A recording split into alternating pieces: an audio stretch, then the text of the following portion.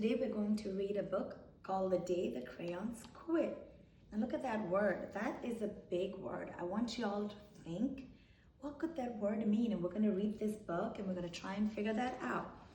And it's by Drew DeWalt and from the illustrators of Stuck and This Moose Belongs to Me. Can anyone tell me what an illustrator does? That's right, he draws the pictures.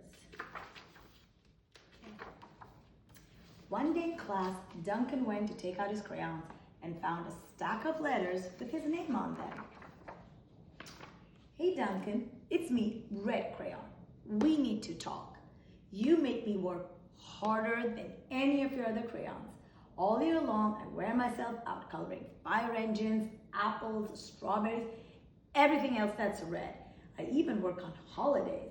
I have to color all the Santas at Christmas and all the hearts on Valentine's Day. I need a rest. Your overworked friend, the Red Crayon. What does Red Crayon mean when he says he's going to quit? What does that mean? I predict that that means that he is really tired and he's gonna stop working. Like, I quit cleaning my room because I got tired. Quit means to stop working. Now, why do you think Red feels like this? That's right, because he has to color everything that's red, and that's a lot of red. Have you all ever felt overworked? You have? Yep. When you do a lot of homework? That's right. Dear Duncan, all right, listen. I love that I'm your favorite crayon for grapes, dragons, and wizards hat. But it makes me crazy that so much of my gorgeous color goes outside the lines. If you don't start coloring inside the lines, soon I'm going to completely lose it. Your very neat friend, Purple Crayon. Oh, look, he looks really mad. Dear Duncan, tired of being called light brown, dark tan because I'm neither. I am beige, and I am proud.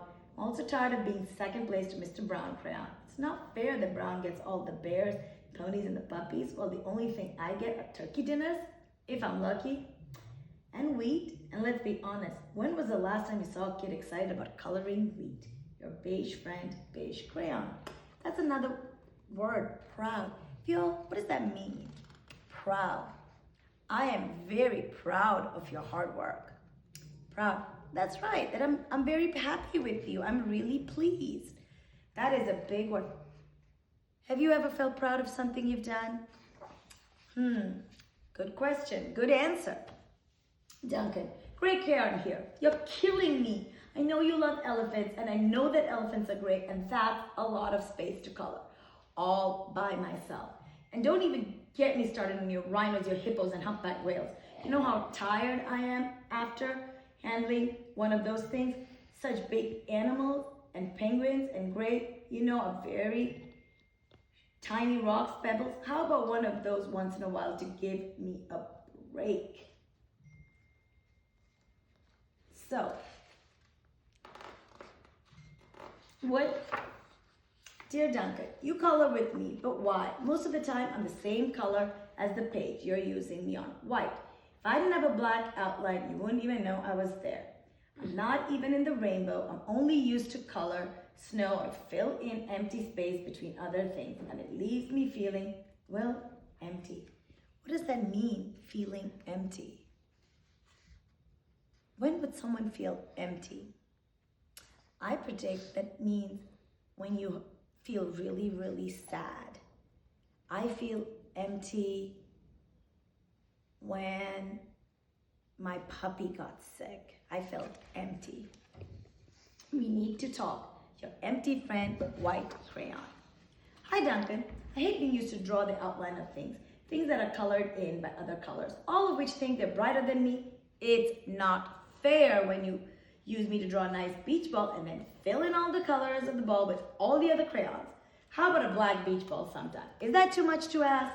Your friend, Black Crayon.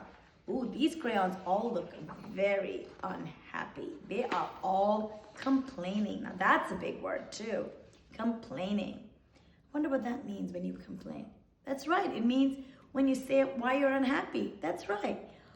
I complained to my teacher about all the homework she gave me. Complaining. Dear Duncan, as green crayon, I'm writing for 2 reasons. One, to say that I like my work, loads of crocodiles, trees, dinosaurs, and frogs. I have no problems, and wish to congratulate you on a very successful coloring things green career so far. The second reason I write is for my friends, yellow crayon and orange crayon, who are no longer speaking to each other. Both crayons feel they should be the color of the sun. Please settle this soon because they're driving the rest of us crazy. Your happy friend, green crayon. Well, that's one happy crayon. Dear Duncan, yellow crayon here. I need to tell orange crayon that I'm the color of the sun. I would tell him, but we are no longer speaking, and I can prove I'm the color of the sun too. Last Tuesday, you used me to color in the sun on your Happy Farm coloring book. In case you've forgotten, it's on page 7. You can't miss it. I'm shining down brilliantly on a field of yellow corn. Your pal and the true color of the sun, yellow crayon. Okay, look at yellow sun shining down on the crayon. Dear Duncan, I see yellow crayon already talked to you. The big whiner. Anyway, could you please tell Mr. Tattletale that he is not the color of the sun? I would, but we're no longer speaking. We both know I'm clearly the color of the sun because on Thursday you used me to color the sun on both the Monkey Island and the Meet the Zookeeper pages in your Day at the Zoo coloring book. Aren't you glad I'm here? Haha, your pal and the real color of the sun, orange crayon. Okay. How do you think, and here's a prediction, how do you think Duncan is going to make all these crayons happy, I wonder? Well, that's a good guess. We'll see. Dear Duncan, it has been great being your favorite color this past year, and the year before that, and the year before that. I've really enjoyed all those oceans, lakes, rivers, raindrops, rain clouds, and clear skies. But the bad news is I'm so short and stubby, can't even see over the railing in the crayon box anymore. I need a break. Your very stubby friend, blue crayon. What does I need a break mean? A blue crayon. It's laying on the ground. Have you ever laid on the ground? I predict taking a break means you don't want to do any more work. Have you ever felt like taking a break? You have. You lay on the ground and you refuse to work? I hear you. It's probably what taking a break means. Taking a break probably means he's overworked and doesn't want to work anymore. Duncan, okay, listen here, kid. You have not used me once in the past year. It's because you think I'm a girl's color, isn't it? Speaking of which, please tell your little sister I said thank you for using me to color in her Little Princess coloring book. I think she did a fabulous job of staying inside the lines. Now, back to us. Could you please use me sometime to color the occasional pink dinosaur or monster or cowboy? Goodness knows they could use a splash of color. Your unused friend, Pink Crayon.